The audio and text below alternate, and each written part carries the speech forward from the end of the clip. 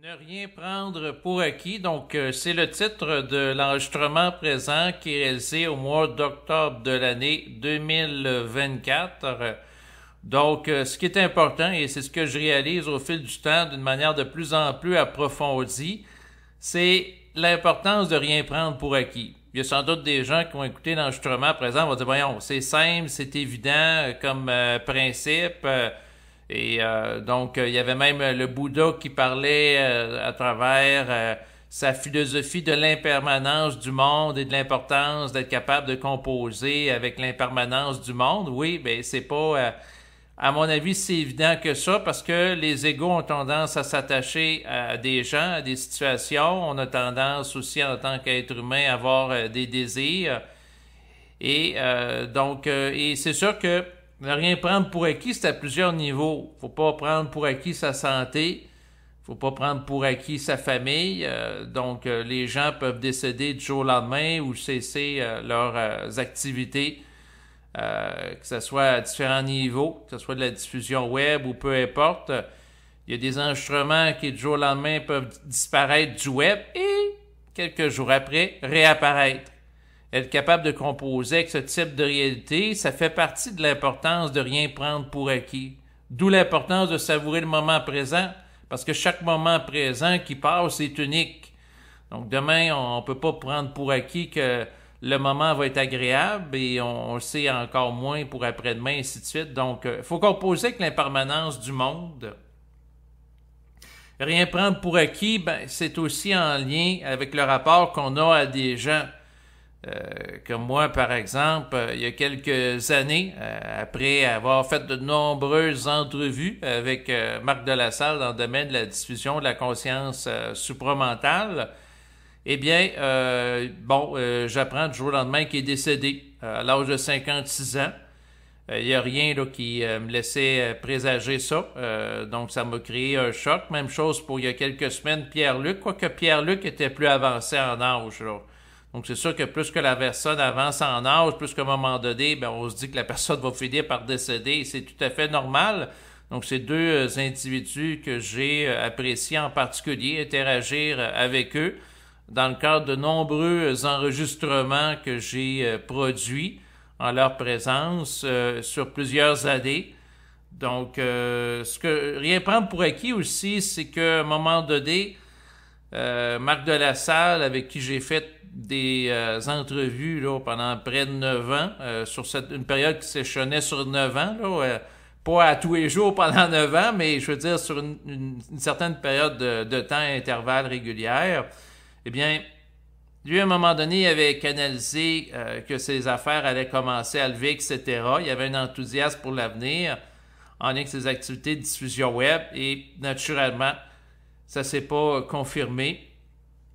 Il n'a jamais vécu de ses enregistrements d'une manière décente et probablement que moi non plus. Et c'est la raison pour laquelle il ne faut pas que je prenne pour acquis que si je fais de la diffusion web, qu'à un moment donné, j'en vivrai décemment. Et pour ne rien prendre pour acquis, l'une des façons de tâter le terrain par rapport à certaines choses, c'est de faire des tests de réalité. Donc, il y a des gens qui vont se lancer, ils vont écrire des livres, puis si le livre se vend pas, ça donne une mesure que ça répond peut-être pas nécessairement autant qu'ils pensaient aux besoins du public. Donc, j'ai des gens que je connais dans le domaine de la diffusion de la conscience qui ont écrit des livres, qui se sont pas vendus. Dans certains cas de personnes, j'ai l'impression qu'ils sont plus motivés que le public pour diffuser. Et c'est sûr que à ce moment-là, c'est pas nécessairement rentable. Même chose pour la location de salles de conférence ou le sens de donner une conférence dans le sens que la personne paye de sa poche parce que le retour par rapport au montant que les gens de l'assistance payent versus le coût de la salle n'est pas rentable, ça, j'ai vu ça chez des conférenciers dans le sens que si ça coûte, par exemple, 250 $ ou 300 $ à l'époque, là, c'est pas des chiffres de 2024 pour louer une salle, et que la personne a un retour de 200 $ alors que ça y prend au moins 250 pour être rentable, la conférence au niveau financier n'est pas rentable. Mais en fait, tout ça pour dire quoi? La conscience, dans le fond, c'est quelque chose d'individuel à la base. faut rien prendre pour acquis dans le sens que le collectif va pas nécessairement être intéressé par rapport à ça. C'est pas parce que ça nous intéresse que ça va intéresser d'autres personnes et c'est correct comme ça aussi. Puis en même temps, ben, il y a des gens qui sont très critiques, très pragmatiques par rapport à la conscience. Et avec le temps, ben, c'est sûr que dans mon cas, ben, j'intègre un peu plus leur point de vue très terre à terre. Dans le sens que je peux discuter avec quelqu'un qui va me dire, ben, tu passes trop de temps à faire des enregistrements liés à la conscience, tu devrais plus t'intéresser à la bourse, au moins tu ferais de l'argent avec ça. Bon, ben, la personne, il faut que je prenne le temps de l'étudier. Là, aujourd'hui, j'étudie la bourse, je continue d'étudier la conscience, puis en effet, il y a des opportunités d'affaires intéressantes là, avec la bourse. Bon, c'est sûr qu'au moment où je vous parle, au mois d'octobre 2024, les marchés sont haussiers. Si on prend les indicateurs que sont le TSX pour le Canada, le Nasdaq pour ce qui est du SP500 aux États-Unis, donc les 500 plus grandes capitalisations, oui, le marché est haussier. Fait que c'est facile présentement d'investir de l'argent puis voir le capital grandir. Mais il ne faut rien prendre pour acquis au niveau de la bourse. À un moment donné, il y aura peut-être une correction boursière de 10 ou 30% en relation avec le fait que le marché a été haussier pendant plusieurs mois. Et là, c'est là que la différence entre la personne qui est enthousiaste subjectivement avec la bourse versus l'investisseur professionnel apparaît, dans le sens que la personne qui a une curiosité pour la bourse, il va peut-être vivre un état de tristesse, de déception, tandis que l'autre qui investit pour long terme, qui est capable de regarder les choses froidement par rapport à des tendances de croissance. Si on prend par exemple le SP500, où j'avais vu des chiffres au-delà de 40 ans, c'est une moyenne de 10% de rendement, ben, la personne, ça ne l'empêche pas de dormir. Mais pour se partager, disons, celui qui veut être professionnel, amateur, ben, c'est les tests de réalité. En fait, ce que je dois dire, c'est que dans la vie, l'une des plus grandes leçons que j'intègre, c'est l'importance de rien prendre pour acquis. Dans le sens que c'est pas parce que ça va bien à un moment donné dans la bourse que ça va être de même tout le temps. Ou même chose dans le domaine de la conscience. À un moment donné, j'avais discuté avec quelqu'un qui, lors des années 1990, me racontait qu'il avait fait beaucoup d'argent parce qu'il y avait une période où c'était à la mode de faire des thérapies par rapport à des régressions hypnotiques pour aller voir dans les vies antérieures ce que la personne avait été. Donc, et il y avait eu beaucoup de demandes par rapport à ça. Puis c'était des consultations là, qui étaient quand même assez lucratives pour lui. Donc, il y a eu une demande qui lui a permis de faire de l'argent, vivre décemment avec ça. Puis après ça, ben, c'est fini. C'est comme s'il y avait un effet de mode par rapport à ça, une curiosité du public, mais qu'elle n'a pas perduré à long terme. Donc, c'est sûr qu'à ce moment-là, quelqu'un qui, par exemple, lâche un emploi salarié pour se consacrer à faire des lectures de vie antérieure, puis là, la personne est confrontée ensuite à la baisse du public, de son intérêt, parce qu'il y a un effet de mode, ben là, soit qu'elle reprend un emploi salarié, mais est confrontée. Fait que c'est sûr que avant de lâcher un travail pour se consacrer à la conscience, ben il faut y penser 2 fois. Puis une des façons, ben, de voir si ça vaut la peine ou pas, ben, c'est des tests de réalité. Dans le sens qu'une personne peut demander des contributions financières au public, voir si les gens en donnent ou en donnent pas. Ensuite, la personne peut écrire des livres, voir si ça se vend ou ça se vend pas, donner des conférences. Mais il y a des gens qui passent plusieurs tests de réalité, puis ça lève pas, mais ils continuent pareil. Fait que là, ils s'enlisent dans certains cas dans des problèmes d'endettement ou des problèmes financiers qui les amènent à vivre dans un état de pauvreté. Mais ça fait partie de leur expérience. Donc, moi, je vis mes expériences, comme beaucoup de personnes qui m'écoutent. Mais le fait de rien prendre pour acquis, ça peut être dur parfois, dans le sens que les gens qui, par exemple, toute leur vie ont payé des impôts, ont payé des taxes au Québec, ont été, entre guillemets, des bons citoyens, ben, rendus à l'âge de 70 ans et plus, où là, ils commencent à avoir besoin de soins de santé plus importants, ben, les personnes qui croient que vu qu'elle s'est dévouée au système, qu'elle n'a pas fait de travail au noir, qu'elle a été honnête, qu'à chaque année, elle payait toujours ses impôts, et ainsi de suite. Bon, ben la personne qui, à un moment donné, a besoin de soins, c'est-à-dire après avoir contribué pendant une bonne partie de sa vie au système, elle a besoin qu'il y ait un retour au niveau de la santé, et que la personne est confrontée à des délais d'attente pour avoir accès à des médecins, des spécialistes, etc., ben c'est là qu'elle peut vivre un choc de réalité. Dans le sens que récemment, ma mère me confiait qu'elle avait parlé avec une femme et elle a rencontré un médecin à Québec parce qu'elle a des problèmes aux genoux, donc un médecin orthopédiste, et le médecin lui a dit, si je t'opère dans le public, tu vas attendre environ 1 an avant l'opération. Et si tu vas à la clinique privée et je t'opère, donc la même personne qui fait l'opération dans le privé, tu vas passer tout de suite, mais ça va te demander 25 000 $. Donc ça, c'est le système de santé à 2 vitesses. C'est sûr que quelqu'un qui entend parler de ça pour la première fois va dire, ben c'est une aberration, surtout que ça coûte tellement cher les impôts, les taxes au Québec. On est un des endroits les plus taxés et imposés dans le monde. Mais dans les faits, quelqu'un peut passer toute sa vie à contribuer pour un système puis prendre pour acquis qu'au moment où il va avoir besoin de soins, il va les avoir.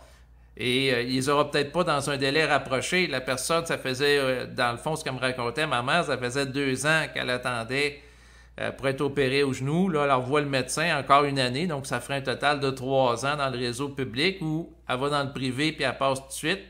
Comme elle était tannée d'attendre, ben, elle va dans le privé, mais pour avoir l'argent, ben, il faut économiser, il faut faire soit des placements où il y a des gens qui, que ce soit la bourse, que ce soit dans le domaine immobilier. C'est sûr que c'est une des raisons qui m'a amené à m'intéresser au placement, entre autres, boursier, ce qui a fait que j'ai fait des capsules en lien avec ça là, dans les dernières semaines. Il y a certaines personnes qui peuvent écouter ça, vont dire, ben, regarde, tu t'astralises avec l'argent, avec le désir de faire de l'argent. Ça peut être possible à un certain niveau, sauf que la personne qui n'en fait pas, puis qui prend pour acquis que quand il va être rendu à l'âge de la retraite, il va avoir accès à des soins de santé décents, ben il risque de vivre un choc comme la madame là, qui se ramasse à payer 25 000 $ pour une opération au genou ou autre. Donc, tout ça pour dire quoi? Ben, moi, dans l'optique de rien prendre pour acquis, je suis plus dans une optique de prévoyance. Et de ne pas prendre pour acquis que ce soit les forces éthériques ou les autres êtres humains ou les systèmes sociaux, comme le gouvernement du Québec, qui va prendre soin de moi. Donc, c'est sûr que je suis plus dans une perspective individualiste. Il y a des gens dans la haute spiritualité. J'ai, par exemple, un cousin qui est moine bouddhiste. Donc, il est né catholique. Il a lâché la religion catholique pour se consacrer au bouddhisme. Et il a fait ses vœux. Il a fait le vœu de chasteté, de pauvreté et d'obéissance. Sauf que le problème du vœu de pauvreté, là, c'est que si à un moment donné, lui, il est malade, puis il a besoin d'une opération comme moi, j'en ai eu besoin l'année passée, parce que j'ai été opéré au privé, puis naturellement au public, ben j'ai jamais eu de nouvelles. Par rapport à, dans le fond, une obstruction de mon urètre. Ça n'a pas été une opération agréable, mais qui était nécessaire compte tenu de ma situation. J'ai de la difficulté à uriner. Bon, ben, s'il est confronté à ça, peut-être qu'il ne trouvera pas drôle son affaire de vœu de pauvreté. Donc, parce que ça a ses limites. La haute spiritualité, c'est quelque chose qui a ses limites aussi, dans le sens que quelqu'un qui dit, ben moi je suis pur, je suis pas à l'argent, je demande pas de contribution financière pour mes activités de diffusion, je fais tout ça bénévolement, etc. La même personne, elle avance en âge. Souvent, quand les gens vieillissent, commencent à avoir des problèmes de santé. Puis là, la personne a besoin d'opération. Puis là, le réseau public ne la soutient pas ou ne répond pas à ses besoins. C'est là qu'elle vit son choc de réalité. Et puis, pour ce qui est de mon cousin, ben lui, il a bénéficié quand même. Ma grand-mère est décédée, grand-mère maternelle, mais lui, dans son cas, il y avait des problématiques. Donc, elle lui a déjà donné de l'argent. À un moment donné, il était malade dans un autre pays. Puis il avait besoin de l'argent pour revenir au Canada. Bon, ben, elle lui a déjà donné un soutien. Sauf que là, ma grand-mère qui était généreuse est décédée. Fait que là, ces histoires de vue de pauvreté, surtout que le problème de peau que j'ai au niveau du pénis, les cannes scléreux atrophiques qui m'a demandé une opération de l'urètre l'année passée, Ben, j'ai l'impression qu'il y a une composante héréditaire parce que, dans le fond, il y a mon grand-père maternel, puis lui, c'est le cousin du côté maternel. Bon, ben, il y avait eu ce type de problème-là. Fait que peut-être que lui aussi, il pourrait être confronté à ça de par la même génétique que nous partageons. Fait que, tu sais, l'histoire du vœu de pauvreté, ça, j'embarque pas là-dedans. Il y a des gens qui vont dire, ben là, tu t'intéresses à la bourse, tu es à l'argent. Oui, mais c'est parce qu'on vit dans une société qui fonctionne avec l'argent. C'est ainsi. Mais c'est souvent à travers des chocs, comme la madame, la madame qui, elle se ramasse, passé l'âge de 70 ans, elle s'est toujours comme considérée bonne personne, puis là, elle se ramasse à payer de sa poche un montant d'argent élevé, ou etc. C'est là que les gens viennent à des formes de choc de réalité qui les amènent à des réalisations puis à des prises de conscience importantes. C'est qu'il ne faut rien prendre pour acquis. Moi, je prends rien pour acquis par rapport au public sur le web qui écoute mes enregistrements. C'est la raison, entre autres, pour laquelle je n'ai jamais lâché un emploi salarié. Je pense que ça ne sera pas demain la veille. Donc, mes activités de diffusion web ne me permettent pas, puis même s'ils me permettraient de vivre décemment, un peu comme le gars qui, je racontais tantôt, qui faisait des sessions d'hypnose régressive en lien avec ce qu'il appelle des vies antérieures. Bon, ben, lui, il a vécu de ça avec une certaine abondance, une certaine période de temps, puis après ça, il a pu être en mesure de ça. Donc, quelqu'un qui lâche son travail sous le coup d'enthousiasme parce que son chiffre d'affaires augmente dans les consultations. Puis après ça, ça diminue, puis il n'y a plus de revenus. C'est pas nécessairement très intelligent à un certain niveau pratique. Moi, ce qui m'intéresse, c'est l'intelligence pratique. Mais c'est sûr qu'on peut regarder les choses en évaluant des polarités. Dans le sens que quelqu'un qui est dans la polarité de s'élever spirituellement en se délaissant de l'argent parce que au niveau de la philosophie bouddhiste, quelqu'un qui est détaché de l'argent, ben, il donne plus le pouvoir à l'argent de souffrir. Fait qu'il y ait de l'argent. Dans le fond, vu que le fait qu'il n'y a pas d'argent, ben, il n'est pas attaché à l'argent en tant que matière. Et à ce moment-là, il n'y a pas le désir de l'argent, ce qui fait qu'il souffre moins psychologiquement d'une autre personne. Donc ça, c'est une perspective. Par contre, la personne qui n'a pas l'argent pour se payer des soins de santé décents et qu'elle souffre concrètement dans son corps, ça, c'est un autre problème. Mais quelqu'un peut arrêter une souffrance psychologique, mais vivre une souffrance physique ou vice-versa. Dans un sens, quelqu'un peut dire, ben, comme là, dans les derniers temps, je passais beaucoup de temps sur la bourse, aller voir ça plusieurs fois par jour, ben, quelqu'un peut dire, ben, toi, tu te fais astraliser par ça parce qu'à ce moment-là, si tu passes beaucoup de temps sur la bourse, ça peut t'amener à négliger, par exemple, ta famille, tes habits, etc. Dans un sens, oui. Mais dans un sens, quelqu'un peut s'astraliser aussi ou, dans le fond, se polariser par rapport au fait qu'il fait vœu de pauvreté, puis à ce moment-là, ça le rend aveugle à certaines nécessités de la vie. Fait que chacune des postures a ses limites par rapport à la réalité. Il y a une personne de mon environnement qui va critiquer mon côté plus diplomate, conciliant que je fais preuve souvent dans le quotidien. Mais en même temps, ben moi de mon côté, je peux critiquer son côté intransigeant qu'il peut avoir. Dans le sens que quelqu'un peut toucher une polarité, puis on peut toujours critiquer par rapport à l'autre polarité. Donc, quelqu'un qui est beaucoup dans le côté yin, l'ouverture aux autres, peut se faire critiquer par celui qui est yang en disant ben t'es pas assez affirmatif, intransigeant, fonceur, puis l'autre qui est plus fonceur, ben peut se faire critiquer par l'autre qui est plus yin par rapport au fait qu'il est pas assez dans l'ouverture aux autres. Et c'est sûr que pour ce qui est de la question de l'intransigeance versus l'ouverture aux autres, c'est délicat parce que chacun de sa perspective peut évaluer qu'il a raison. Quelqu'un qui peut dire, par exemple, qu'il est rendu très élevé dans la conscience, qui est passé à un autre niveau que les gens qui sont spirituels ne comprennent pas, puis qu'à quelque part, il est supporté par le double éthérique et une légitimité vibratoire pour, dans le fond, avoir une capacité de critique absolue des gens qui sont prisonniers dans une psychologie. Et la personne peut chercher à imposer aux autres au nom des sorties de la spiritualité, sa vision du monde, mais toujours sur l'idée d'affranchir des autres de l'esclavage astral, puis l'autre qui est dans une vision plus conciliante et va chercher à dire à l'autre, ben là, si t'es tout le temps intransigeant, tu vas te ramasser tout seul, dans le sens que ce soit ta compagne, que ce soit tes enfants, collègues de travail, Il n'y en a pas un maudit qui va répondre à tes critères ou à tes standards élevés. Donc, à ce moment-là, tu vas rester tout seul. Puis l'autre va dire, ben oui, je suis capable de contenir la solitude. Puis là, après ça, il peut confronter l'autre en disant, ben, c'est-tu intelligent d'exister sur Terre dans la solitude puis passer son temps tout seul devant l'ordinateur? L'autre peut dire oui, parce que ça me préserve de l'astralité ambiante. Ça m'empêche d'être en contact avec des gens qui sont lourds, qui me vampirisent mes énergies. L'autre peut confronter et puis revenir à charge en disant « Ouais, mais à quoi ça sert de vivre sur Terre si t'es tout le temps tout seul? » À un moment donné, ça a ses limites aussi.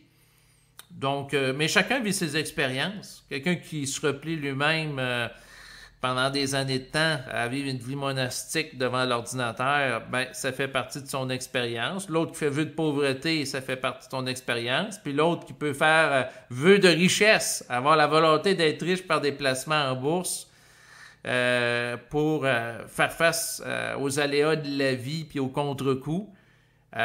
Donc, ça fait partie de son expérience. Puis à un moment donné, ben, on peut discuter avec des personnes, chacun a sa perspective, puis chacun peut toujours argumenter, puis on prend les choses d'une certaine perspective pour dire, ben, ce que tu fais, c'est astralisé. Donc, quelqu'un qui est dans un sens qui est à l'argent, c'est astralisé, puis quelqu'un qui n'est pas à l'argent, par raison de vue spirituelle, c'est astralisé aussi. Fait que là, tout ça devient extrêmement subtil, tout dépendant quelle perspective qu'on a par rapport à quelque chose. Mais tout ça pour dire quoi? C'est pour dire qu'il ne faut rien prendre pour acquis et que de ma perspective, on n'est pas intelligent tout seul. Donc, c'est sûr que par rapport à ça, c'est souvent à travers les expériences de vie, le volet expérientiel de la vie, qu'on en a une mesure. Dans le sens que si quelqu'un, par exemple, demande des contributions financières avec une activité de diffusion web, puis il n'y en a pas, ben, à ce moment-là, ça donne une mesure que c'est peut-être pas le temps qu'il lâche son emploi salarié, qui n'a aucun rapport avec la conscience pour se consacrer à la conscience. Et des fois, c'est plus solitaire de faire ce test de réalité avant de lâcher un emploi que de faire le grand saut, comme Marc Delassalle, qui du jour au lendemain lâche un emploi très rémunérateur dans son cas. Il est enseignant, professeur de français. Et il a tout lâché ça. Il n'y avait aucun indicateur que le nombre de ventes de conférences, de livres augmentait à ce moment-là. Il a tout lâché ça. Naturellement, ça n'a pas augmenté. Ça ne lui a pas permis de vivre décemment. Puis à un moment donné, même, il s'endettait. Donc là, aujourd'hui, c'est sûr qu'il est mort, mais je regarde sa vie avec le recul, puis mais c'est son expérience. À un moment donné, il faut que je me mêle de mes affaires. Moi, je n'aurais pas géré les choses ainsi. Par contre, j'ai trouvé plus intéressant une autre personne que la conscience qu'il a pourrait le mettre dans le pétrin aussi. Dans le sens que quelqu'un qui dit « je me consacre à la diffusion d'une conscience que le public en général ne veut pas », que les médias ne veulent pas. Les médias de masse, on s'entend aujourd'hui, ils ne diffuseront pas une conscience supramentale prépersonnelle. Ils n'en ont rien à foutre. Et le public en général non plus. Fait qu'à un moment donné, ben, c'est pas nécessairement intelligent de ramer beaucoup dans une direction, alors que les gens ne rament pas non plus dans la même direction. Mais il y a une autre personne que j'ai trouvé brillant. Donc ça, c'est le cas réel. C'est une personne que j'ai eu bien du plaisir à échanger avec elle. C'est que c'est un homme qui, dans le fond, travaillait pour les forces armées canadiennes. Puis, lui, ce qu'il a fait, c'est qu'il a attendu d'être à l'âge de la retraite, après 25 ans de service, pour par la suite, dans le fond, faire son changement de sexe, puis s'afficher ouvertement. Et comme lui, il a la finance de son côté, parce que quelqu'un qui a le droit à une pension de vieillesse, bon, ben, il l'a, tout est écrit. Bon, ben, par la suite, ben, dans le fond, il peut aller vers des gens ou des emplois, mais si il n'est pas accepté en tant que transsexuel, ben, lui, il a sa pension pour fonctionner.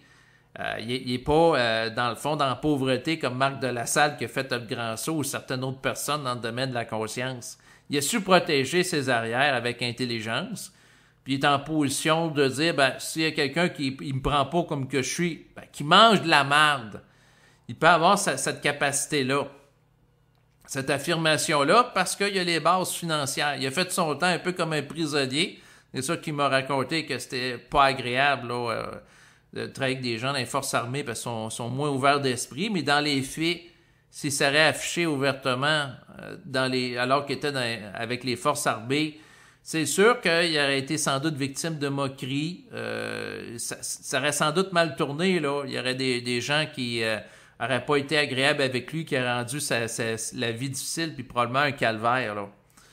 Donc, il faut prendre conscience des réalités. Quelqu'un qui est en Iran aujourd'hui, c'est pas nécessairement dans son intérêt de s'afficher dans la conscience prépersonnelle, alors qu'il côtoie dans son quotidien des fanatiques religieux où la culture était restricte en matière de croyances à caractère spirituel.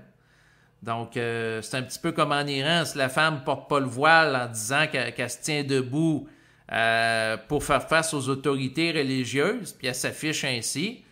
C'est sûr que les gens très conservateurs, ben ça a été le cas en 2022, là, il y a une femme qui s'est fait battre à mort parce qu'elle portait pas comme il faut le voile. Imagine ce qui serait arrivé si elle n'aurait pas porté de voile du tout. Là, on voyait un petit peu des cheveux dépassés, ils l'ont battue à mort. C'est un cas documenté, là. Mais bref, c'est pour vous dire que la personne ne peut pas faire ce qu'elle veut, peu importe l'endroit, puis les gens qui sont très intransigeants, au nom de l'affirmation vibratoire, puis le fait de ne pas être dans la peur, du rejet des autres, etc., ben, ils en payent le prix, puis ils peuvent le payer pas à peu près. Donc, s'il y a des gens qui veulent aller dans ce sens-là, ça leur appartient, sauf que ça a ses limites. Et c'est sûr que l'un des pièges qui guette tout individu qui se conscientise, ben, naturellement, c'est d'avoir du mépris par rapport à d'autres personnes sous prétexte qu'ils sont astralisés.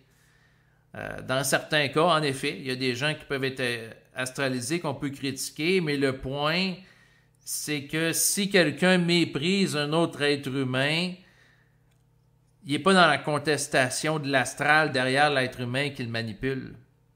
Il y a une nuance très importante à faire parce que l'individu nouveau qui intègre réellement la conscience supramentale, il y a un principe d'amour par rapport à l'individu, mais il peut contester l'astralité au sein de l'individu. Et là, ça devient nuancé puis subtil. Donc, quelqu'un, par exemple, peut aimer un individu, lui vouer en tant qu'individu un respect, même si la personne a vu, par exemple, la déficience intellectuelle légère. Il s'en prendra pas par rapport à cette personne-là parce qu'il sait que la personne, dans le fond, par rapport à un contenu, un caractère intellectuel, n'aura pas la capacité de l'intégrer. Donc, à ce moment-là, c'est pas intelligent. Donc, il faut être capable de respecter l'individu pour ce qui est en tant qu'être humain, mais reconnaître aussi les limites qu'il peut avoir, reconnaître le fait qu'il est chevauché par l'astral. Mais si, par exemple, quelqu'un est dans un rapport où si la personne déteste son enfant parce que la personne évalue que sa fille qui est jeune est totalement astralisée, ben à ce moment-là, puis lui, il sait qu'est-ce qui est bon pour elle, puis il cherche à l'imposer en tant que père, c'est pas intelligent. Il peut contester l'astral qui passe au sein de la psyché de sa fille. C'est subtil, mais pas nécessairement sa fille. Il faut faire preuve d'intelligence, de discernement.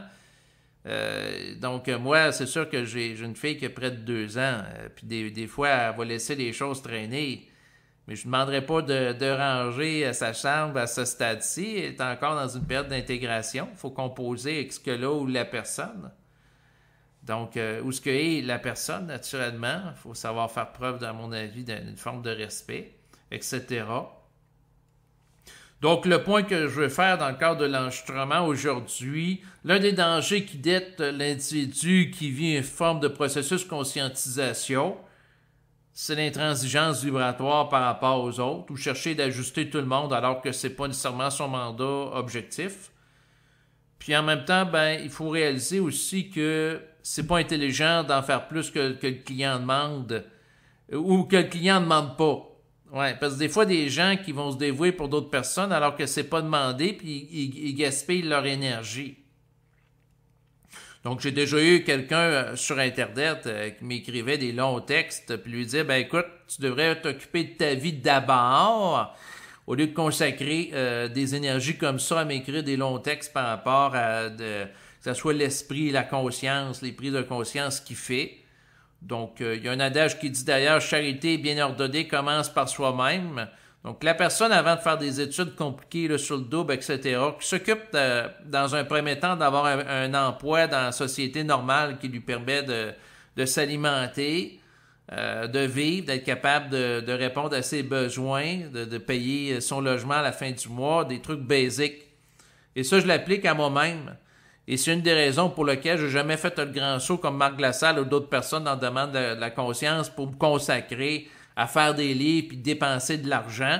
Il y a des gens qui m'ont déjà dit, ben, dans ton approche, tu n'es pas assez fonceur. Il me semble que tu devrais, par exemple, investir ou dépenser pour écrire, par exemple, en fait, avoir un beau site Internet ou écrire des livres, puis faire de la publicité pour vendre des livres, ainsi de suite. Faut que tu prennes des risques, faut que tu sois audacieux, apparaître en vidéo, ainsi de suite. Non, j'ai pas ça présentement. Puis les gens que je vois dans l'environnement qui font ça, habituellement, c'est couronné par l'échec. Puis naturellement, les gens qui, dans le domaine de la conscience, qui ont du succès, ou qui visent à diffuser une pseudo-conscience, devrais-je dire, ben, c'est souvent des gens qui soit sont des gourous de secte, ou qui sont dans la mouvance de la dérive sectaire, ou qui vont exploiter les gens les plus faibles, les plus naïfs, les plus crédules.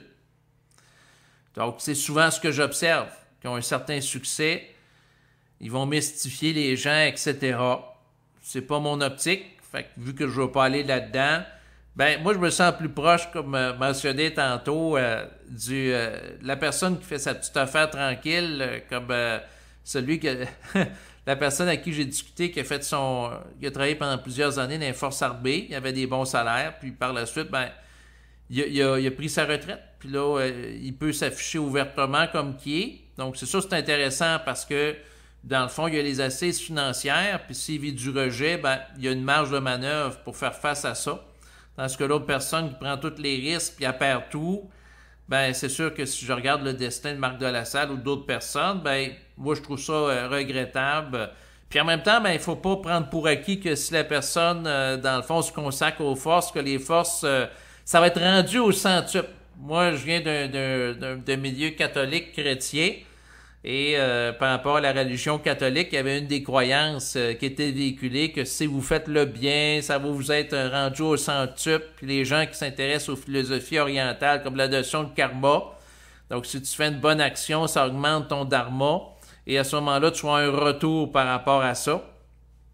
C'est de l'ordre de la croyance. C'est pas nécessairement des réalités pratiques. Moi, ce qui m'intéresse de plus en plus, c'est les réalités pratiques. Et puis, qu'est-ce que j'ai d'autre à dire en lien avec ça?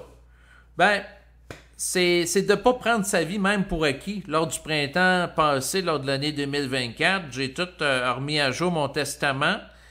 Puis ma compagne, elle a sa copie de mon testament, la version originale avec elle.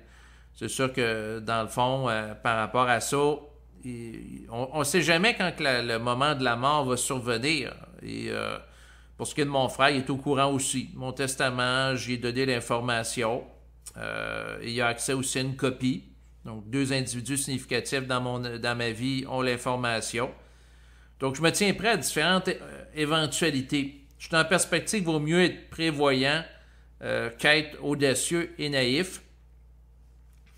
Mais chacun vit sa perspective. Et c'est intéressant de regarder les résultats de chacune des perspectives avec le temps, puis d'en faire l'étude, puis de regarder les constats qui se dégagent par rapport à ça. Donc, c'est sûr que dans la prévoyance, il y a aussi des limites, comme dans tout. Quelqu'un qui devient trop prévoyant, la limite, c'est de sombrer dans la paranoïa, puis plus faire confiance à personne, puis de s'isoler, puis passer son temps tout seul chez soi devant l'ordinateur à écouter des documentaires ou des téléséries sur Netflix ou passer son temps sur les réseaux sociaux. Donc, le danger de sombrer dans la paranoïa, c'est l'isolement, puis dans le fond, avoir une vision que tout le monde représente une menace potentielle.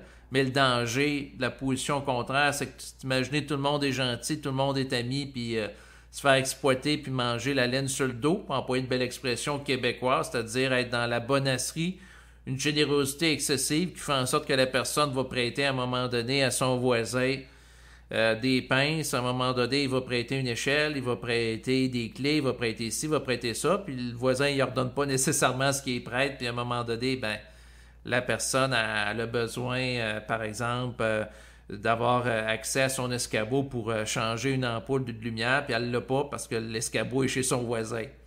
Donc, il y a des limites à la générosité, puis il y a des limites aussi au manque de générosité envers autrui. Puis c'est de trouver son équilibre à soi. C'est ça l'intelligence, tout en prenant rien pour acquis. Donc, c'est ce qui complète cet enregistrement fait lors du mois d'octobre de l'année 2024. Je vous remercie de votre écoute et je vous dis au revoir.